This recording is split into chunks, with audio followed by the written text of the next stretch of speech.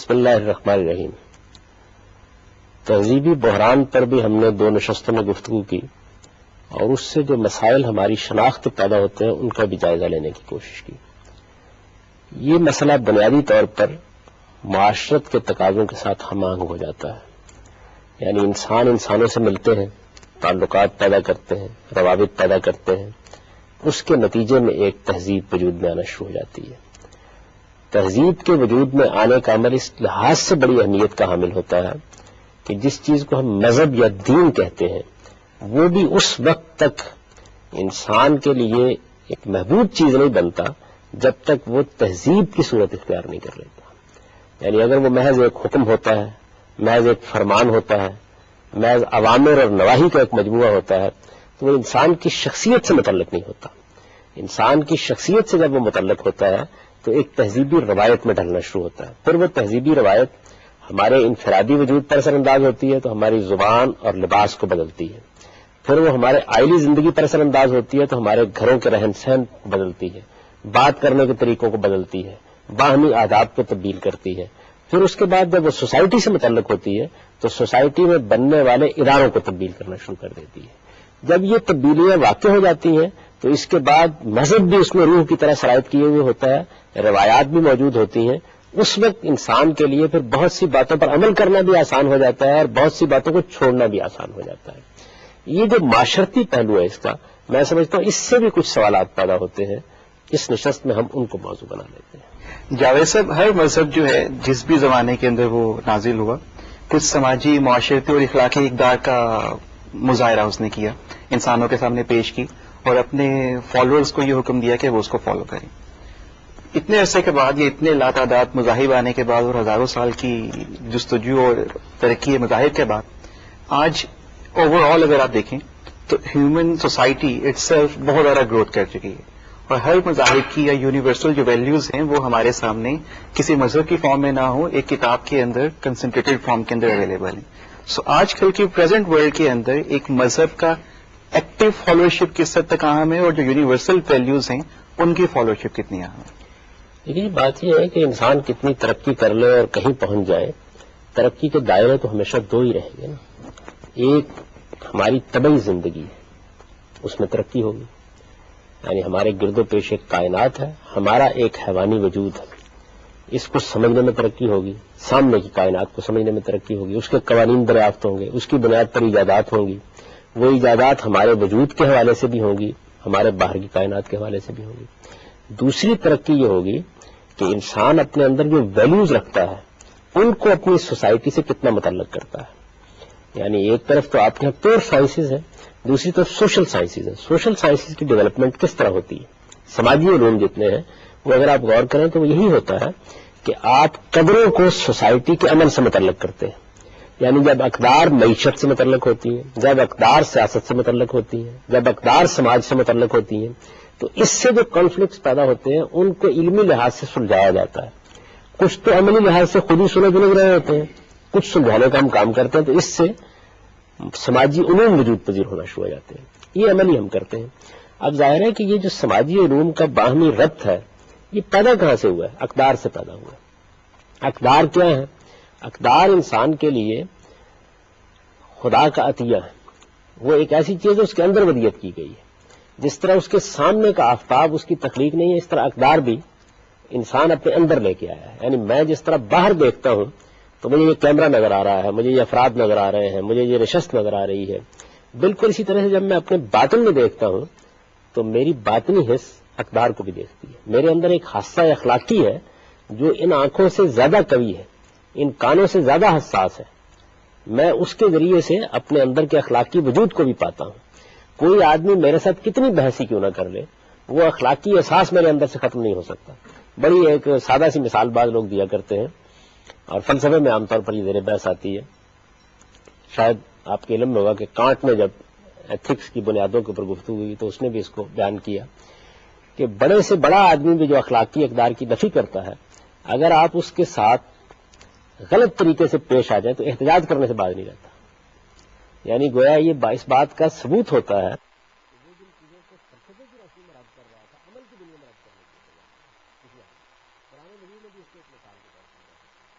قرآن نے بھی بیان کیا ہے، دیکھیے آپ بازار میں جاتے ہیں چیزیں لیتے ہیں تو آپ کے دل میں یہ خواہش ہوتی ہے کہ آپ کو پورا تول کر دیں، اور یہ خواہش بھی پیدا ہوتی ہے کہ اس کم تول کر معنی جو ہے اس کے معنی یہ ہے کہ پورا تولنے کے قدر کے طور پر آپ محسوس کریں، یعنی آپ بھی بیٹھیں گے ہو سکتا ہے کسی وقت کم تول دیں، کیونکہ انسان کے اندر جو شیطان گھسا ہوا ہے وہ اقدار کی مخالفت کرا دیتا ہے اس سے، لیکن یہ کبھی آپ نہیں چاہیں گے کہ دوسرا آپ کو کم تول دے، یعنی اپنے لیے چوری آپ کرنے چلے جائیں گے یہ کبھی پسند نہیں کریں کوئی آپ کے گھر میں چوری کر لے۔ تو یہ جو اقدار ہیں آپ کے اندر، ان اقدار کا شعور بیدار رکھنا، ان کو محکم کرنا، ان کو سوسائٹی سے ریلیٹ کرنا، یہ ہمیشہ مذہب کرتا ہے۔ اس کے علاوہ کوئی چیز انسان کے پاس ہے ہی نہیں، اس وجہ سے مذہب کا کردار کبھی بھی ختم نہیں ہو سکتا، کیونکہ جیسے ہی آپ اقدار کو یا تو نفی کریں گے یا اس بات کریں گے، جیسے ہی آپ ان کا اس بات کرنا چاہیں گے اور اس کے بغیر کوئی چارہ نہیں کہ کریں، تو آپ کو محکم اساس صرف مذہب میں ملے گی اور کسی جگہ ملے گی نہیں، ورنہ آپ کی کیفیت وہی ہوگی جو بنی اسرائیل کے بارے میں بیان کی جاتی ہے کہ پھر اللہ تعالیٰ نے ان کو چھوڑ دیا کہ تم اس صحرا میں گردش کرتے رہو۔ تو اقدار کو اگر محکم اساس حاصل نہ رہے تو انسان کا معاملہ بالکل یہی ہو جاتا ہے کہ پھر وہ جیسے صحرا میں گردش کر رہا ہے یا بیابان کا مسافر ہے، پھر اس کی کوئی منزل نہیں ہوتی، کیونکہ انسان نام ہی اصل میں اپنے اخلاق کی وجود کا ہے۔ میرا سوال یہ تھا کہ ہمارے بہت سے فرقے ایسے ہیں جس میں تقلید کے بارے میں بہت زور، بعض میں تو یہ ہے کہ وہ کہتے ہیں کہ یہ واجب ہے، اگر آپ نے نہ کی تو آپ نے نماز وغیرہ جو بھی آپ نے عبادت کی وہ اس کا کوئی فائدہ نہیں، تو اس کے بارے میں کچھ بتائیے گا کہ یہ کیا ہے جو قرآن نے اس کے بارے میں کوئی وضاحت کی ہے کہ تقلید واجب ہے یا تقلید کرنی چاہیے یا حرام ہے، کچھ اس کے بارے میں؟ نہ قرآن نے ایسی کوئی بات کہی ہے، نہ کسی حدیث میں ایسی کوئی بات بیان ہوئی ہے۔ میں نے تو ایک نشست میں آپ کو یہ بتایا تھا کہ ہمارے پیغمبر کا وصف ہی یہ بیان کیا گیا ہے کہ وہ جب آئیں گے تو جو علماء اور فقہاء نے لوگوں کی گردنوں میں قلادے ڈالے ہوئے ہیں ان کو توڑ دیں گے اور انسان کو حقیقی آزادی دیں گے۔ ہم اللہ کو مانتے ہیں، وہ ہمارا معبود ہے، ہم اللہ کے پیغمبر کے سامنے سر تسلیم خم کرتے ہیں اس لیے کہ وہ خدا کا نمائندہ ہے، اس کے بعد سارے انسان برابر ہیں۔ ہم ان کی بات سنیں گے، دلیل کی بنیاد پر اسے قبول کریں گے، اگر دلیل کمزور ہے تو رد کر دیں گے۔ اس وجہ سے میرے نزدیک تو اس کی کوئی گنجائش نہیں ہے، اور قرآن حدیث بالکل اس تصور سے خالی ہے۔ تقلید کا لفظ ہی قرآن و حدیث کے لیے اجنبی ہے۔ قرآن مجید میں جو اس کے لیے تعبیر اختیار کی گئی ہے، جو رویہ انسان کو اختیار کرنا چاہیے، وہ پیغمبر کے معاملے میں بھی اطاعت اور اتباع کا رویہ ہے، یعنی اس کے الفاظ دوسرے ہیں۔ یہ تقلید کا مطلب تو یہ ہے کہ آپ نے کسی کی غلامی کا قلادہ اپنی گردن میں ڈالا ہوا ہے، یہ ہمارے ہاں صرف خدا ہی کی غلامی ہے اور عبودیت کے احساس سے ہم جیتے ہیں۔ اسی چیز نے اصل میں انسان کو آزاد کیا ہے، یہی وہ مفہوم ہے اور یہی مضمون ہے جس کو اقبال نے ادا کیا تھا نا کہ وہ ایک سجدہ جسے تو گراں سمجھتا ہے، ہزار سجدے سے دیتا ہے آدمی کو نجات۔ یہ ایک سجدہ ہے، سجدہ عبودیت، اس کے بعد ہر سجدہ آپ کے لیے ممنوع ہو جائے۔ جاوید صاحب، ویلیوز کے حوالے سے بات ہو رہی تھی اور پچھلے پروگرام میں وہ مغربی تہذیب اور اسلامی تہذیب کے بھی آپ نے بڑی اچھی، بعض اوقات ویلیوز میں ایک جنرل تصادم کی کیفیت ہوتی ہے۔ میں اس کی ایک مثال دینا چاہوں گا قرآنی پوائنٹ آف ویو سے، اگر میری اگر غلط ہو تو آپ تصحیح کر دیجئے۔ قرآن میں کہا گیا ہے کہ انسان بنیادی طور پر صالح ہے، انسان کی فطرت جو ہے بنیادی طور پر معصوم ہے، پھر ماحول اسے جس طرح مرضی بگاڑ دے۔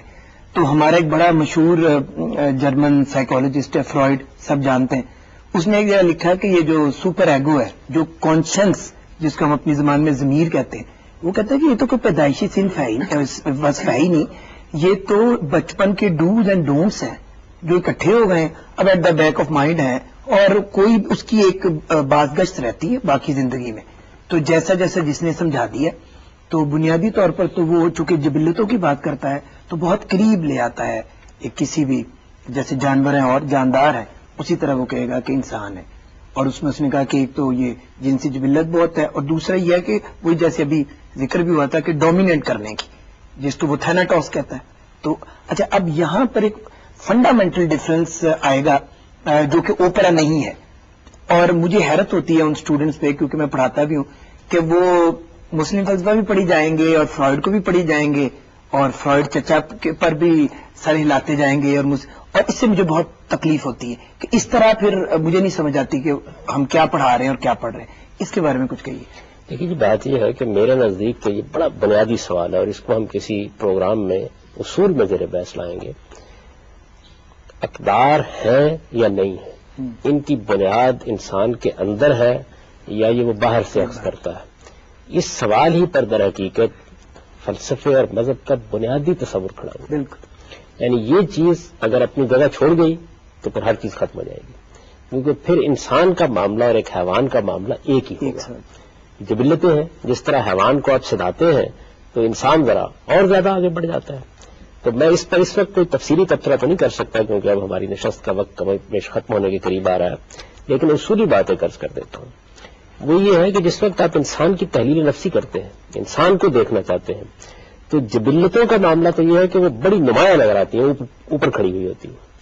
یعنی جبلتیں ایسی چیزیں ہیں کہ جن کا معاملہ صرف اتنا نہیں ہے کہ انسان اپنے اندر ان کو محسوس کر رہا ہوتا ہے، یہ باہر سے بھی نظر آنا شروع ہو جاتی ہیں.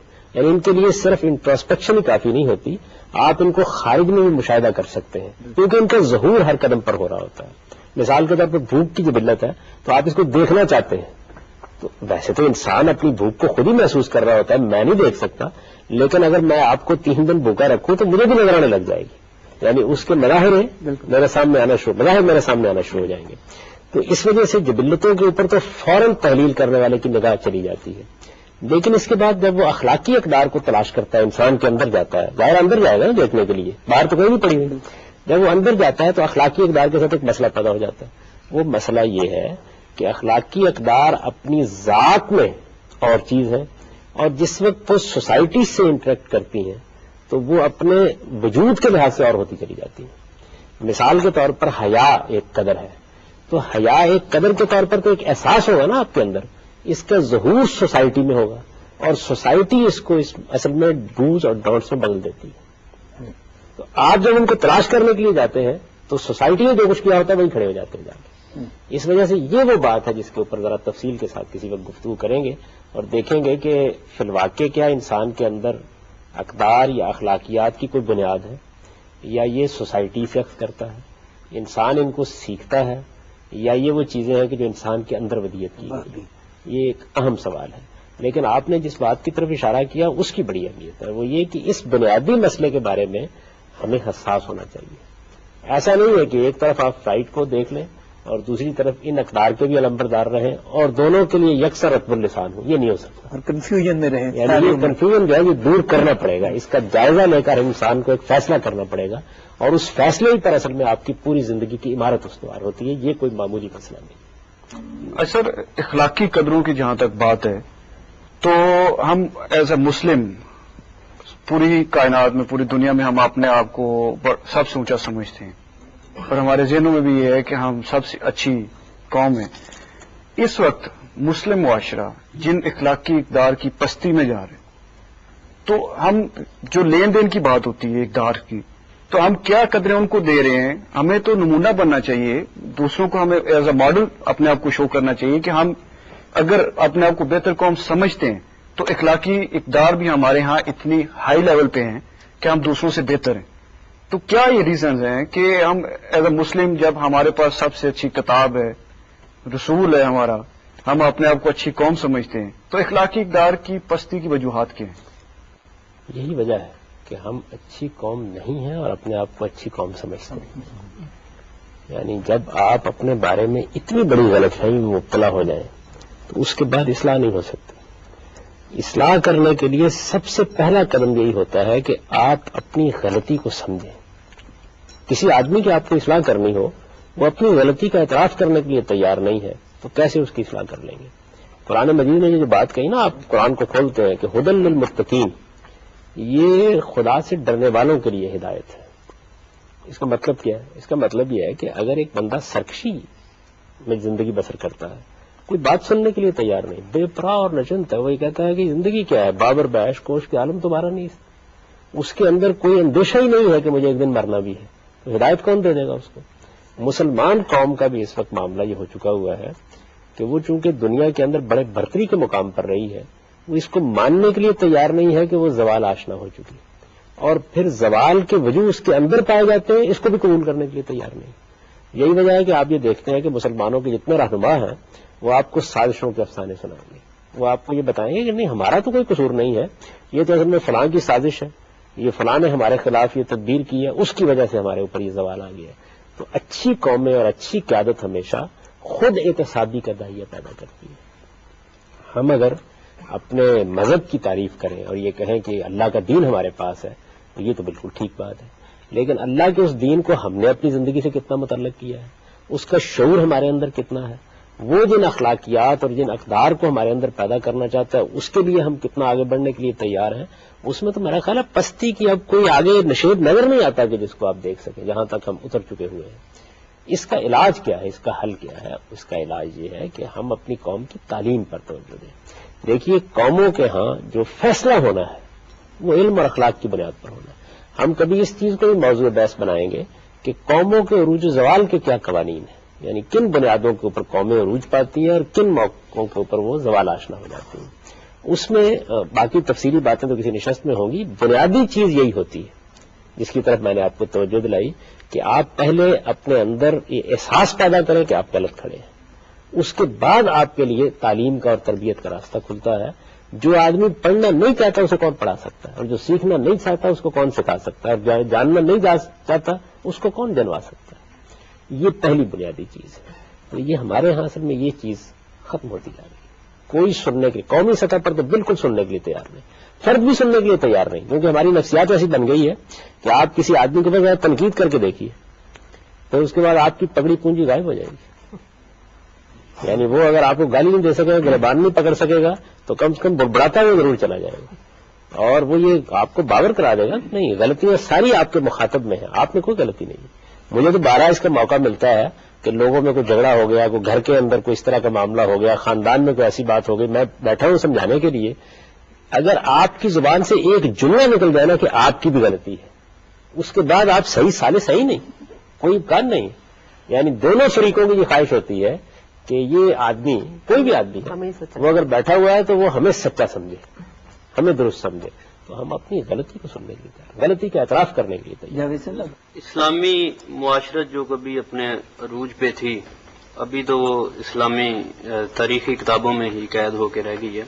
تو وہ کون سے عوامل ہیں جس نے اسلامی معاشرت کی شکل کو بگاڑ کے رکھ دیا ہے، اور وہ کون سے عوامل ہو سکتے ہیں جن پر عمل کر کے اسلامی معاشرت کی جو بگڑی ہوئی شکل ہے اس کو نمایاں کیا جا سکتا ہے؟ دیکھیے جی، بات یہ ہے کہ اسلامی ہو یا کوئی اور معاشرت ہو، جو بنیادی چیز ہے وہ یہ ہے کہ آپ کے ہاں علم کو کیا قدر و منزلت حاصل ہے. عربوں نے جو حکومتیں قائم کی تھیں، خواہ وہ قرطبہ میں یا اندلس میں قائم ہوئی یا وہ عباسیوں کے ہاں قائم ہوئی، آپ ان کو دیکھیں ان میں علم ایک بنیادی قدر تھی، علمی ادارے وجود میں آ رہے تھے، علم کو قدر و منزلت حاصل تھی. بعد میں ہمارے ہاں اقتدار عثمانیوں کے پاس چلا گیا، وہ بنیادی طور پر واریئرز تھے، ان کے ہاں جنگ جدال یہی آدمی کو ہیرو بنانے کا باعث بنتا تھا. یعنی آپ نے کتنی زمینیں فتح کی ہیں، کتنے علاقوں پر قبضہ کیا ہے، یہ چیز آپ کے ہاں پیدا ہو گئی. چنانچہ اس کے بعد آپ دیکھیے کہ جتنی حکومتیں پچھلے 500-700 سال میں بنی ان کا اثاثہ کیا ہے، وہ آپ کو کیا دے کے گئے ہیں. انہوں نے آپ کو مقبرے دیے ہیں، انہوں نے آپ کو کچھ مسجدیں بنا دی ہیں، کچھ اپنے ٹہلنے کے لیے باغات بنا دیے ہیں جن کو اب آپ دیکھتے ہیں. کوئی علمی درسگاہ، کوئی یونیورسٹی، کوئی رصد گاہیں، کوئی تحقیق کے ادارے کہیں نہیں ملیں گے آپ. یعنی کوئی اشخاص کل معدوم کو ایک دو مل جائیں تو مل جائے. اس کے برعکس جو آپ کی پرانی روایت ہے اس میں اگر آپ دیکھیں تو آپ عباسیوں کے ذریعے سے اور امویوں کے ذریعے سے جو حکومتیں قائم ہوئیں ان میں ہر جگہ دیکھیں گے کہ علمی اداروں کی ایک روایت موجود ہے. حتیٰ کہ فاطمیوں نے جو حکومت قائم کی تو سب سے پہلے اگر یونیورسٹی قائم کی. تو اس سے آپ اندازہ کر سکتے ہیں کہ علم کی روایت کو اگر آپ ختم کر دیتے ہیں تو اس کے بعد پھر سوسائٹی کو اس کی جگہ قائم رکھنا ممکن نہیں رہتا. ہمارے ہاں علم کی روایت کے دونوں پہلو مجروح ہوئے. طبعی علوم سے مسلمانوں کی دلچسپی بتدریج کم ہوتی چلی گئی اور انہوں نے زیادہ اپنی دلچسپی کا موضوع فلسفے اور تصوف بنا لیا. دونوں اس زمانے میں ماں بعد طبیعت سے گفتگو کرتے تھے، تو اس لیے طبعی دنیا سے تو آپ کا رشتہ ویسے ٹوٹ گیا. اچھا، ماں بعد طبیعت اور اقدار کے بارے میں جو چیز آپ کو ایک جگہ کھڑا کر سکتی تھی وہ قرآن مجید تھا. قرآن مجید نہ آپ کے علم کا محور رہا نہ آپ کے عمل کا محور رہا. اس کا اصلی کام کیا رہ گیا؟ آپ کے مردے بخشوا دیں کہ آج یاسین ہو آسان و میری، اس کی یاسین پڑھ کے آپ کی موت آسان ہو جاتی ہے، یا آپ اس کو ختم شریف کے لیے کچھ تلاوت کر لیتے ہیں اور یا قسمیں اٹھانے کے لیے استعمال کر لیتے ہیں. اور زیادہ سے زیادہ کریں گے یہ کریں گے کہ بے سوچے سمجھے آپ اس کو ختم کرنے کے رجحان میں مبتلا ہو گئے. قرآن آپ کے لیے تدبر کا موضوع ہے، فکر کا موضوع ہے، غور کا موضوع ہے. آپ کے علم کی بنیاد وہ ہے، آپ کے عمل کی بنیاد وہ ہے. آپ کو ہر چیز اس کو محور و مرکز مان کے اختیار کرنی ہے. اس نے ایک میزان اور فرقان کے طریقے پر آپ کے علم و عمل کو کنٹرول کرنا، یہ چیز ختم ہو گئی. تو اس کے بعد میرے خیال میں یہی نتیجہ نکلنا تھا. اور پھر جب یہ نتیجہ نکل آیا تو مسلمانوں کی پوری قیادت نے ان کو عظمت رفتہ کی داستانیں سنائیں اور ان کو یہ احساس دلایا کہ اصل میں یہ یہود اور نصارہ اور فلاں اقوام کی سازشیں ہیں جن کی وجہ سے تم پر زوال آ گیا، ورنہ تمہارا کوئی قصور نہیں. اس وقت بھی صورتحال یہی ہے کہ ہم اپنے احتساب کے لیے تیار نہیں، نہ شخصی سطح پر تیار ہیں نہ قومی سطح پر تیار ہیں. میرے خیال میں اگر ہمارے المیے کو ایک لفظ میں بیان کیا جائے تو وہ خود احتسابی کا فقدان ہے. اور اس خود احتسابی کے فقدان نے ہمارے گھر برباد کیے ہیں، ہماری معاشرت تباہ کی ہے، ہماری سیاست کو ویران کیا ہے، اور شاید بین الاقوامی یا عالمی سطح پر بھی ہمیں سر اٹھا کے چلنے کے قابل نہیں رہے. بدلتی ہوئی معاشرت کی آپ نے بات کی کہ ہم اپنی اقدار مغرب کو دیں، وہاں سے ان کی اس ایسے میں خواتین کے لیے کیا چانسز ہیں؟ وہ اپنی معتدل زندگی میں اگر کوئی فکری اعتبار سے کوئی نیاپن چاہتی ہیں، اس میں کوئی ترقی چاہتی ہیں، تو وہ کس حد تک جا سکتی ہیں؟ یہ دو پہلو ہیں، ایک تو آپ کا معاشرہ ہے، ایک اسلام ہے. جہاں تک اسلام کا تعلق ہے اس نے تو علم کے معاملے میں یا تہذیبی اقدار کو اپنانے کے معاملے میں مرد و عورت میں کوئی فرق نہیں کیا. دونوں کو ایک جگہ رکھا ہے، دونوں کو اس کی ترغیب دی ہے کہ تم کو ایک دن خدا کے حضور میں پیش ہونا ہے. دونوں کو کہا ہے کہ تمہارے وجود کی صالحیت ہی اصل میں اس دنیا میں بھی اور آخرت میں بھی تمہارے لیے سرمایہ بنے گی. اور دونوں کو اس بات کی طرف توجہ دلائی ہے کہ وہ خدا کا دیا ہوا حقیقی علم سیکھنے کی کوشش کریں. چنانچہ ہمارے ہاں تو یہ بات عورتوں اور مردوں کا ذکر کر کے کہی گئی کہ طلب العلم فریضۃ علی کل مسلم و مسلمہ، ہر مسلمان مرد اور عورت پر حقیقی علم حاصل کرنا ضروری ہے، لازم ہے اس کے اوپر. تو اس وجہ سے خواتین بھی جب آگے بڑھیں گی تو وہ علوم سیکھنا چاہتی ہیں، وہ معیشت میں کوئی کردار ادا کرنا چاہتی ہیں، وہ معاشرت میں کوئی کردار ادا کرنا چاہتی ہیں، ادب میں، فلسفے میں، آرٹ میں، اس پر کوئی پابندی نہیں ہے. اصل بات وہی ہے جو مردوں کے بارے میں بھی اور عورتوں کے بارے میں بھی ہے کہ اپنی بنیادی شناخت نہ بھولیے، اور وہ بنیادی شناخت عبودیت کی ہے. وہ مرد کے لیے بھی وہی ہے، عورت کے لیے وہی ہے.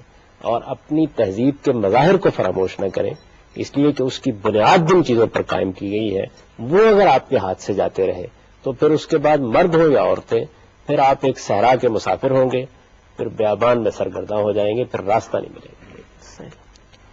اس نشست کا وقت بھی ختم ہوا، اب ہم اجازت چاہتے ہیں. وآخر دعوانا الحمدللہ رب العالمین.